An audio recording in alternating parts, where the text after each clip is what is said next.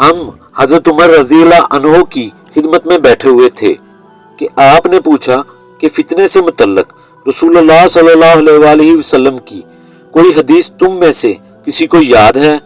میں بولا میں نے اسے اسی طرح یاد رکھا ہے جیسے حضور صلی اللہ علیہ وآلہ وسلم نے اس حدیث کو بیان فرمایا تھا۔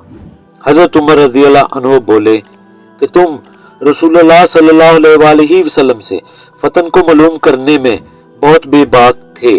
میں نے کہا کہ انسان کے گھر والے، مال، اولاد اور پڑوسی سب فتنے کی چیز ہیں، اور نماز، روزہ، صدقہ، اچھی بات کے لیے لوگوں کو حکم کرنے اور بری باتوں سے روکنا ان فتنوں کا کفارہ ہے۔ حضرت عمر رضی اللہ عنہ نے فرمایا کہ میں تم سے اس کے متعلق نہیں پوچھتا، مجھے تم اس فتنہ کے بارے میں بتلاؤ جو سمندر کی موج کی طرح ٹھاٹھے مارتا ہوا بڑھ رہا ہے۔ اس پر میں نے کہا کہ یا امیر المومنین، آپ اس سے خوف نہ کھائیں، آپ کے اور فتنے کے درمیان ایک بند دروازہ ہے۔ پوچھا کیا وہ دروازہ توڑ دیا جائے گا یا صرف کھولا جائے گا؟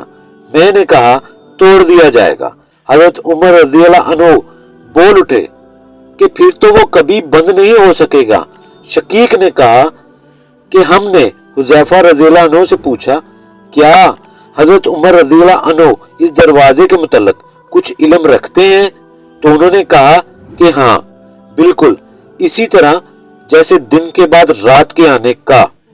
میں نے تم سے ایک ایسی حدیث بیان کی ہے جو قطعاً غلط نہیں ہے۔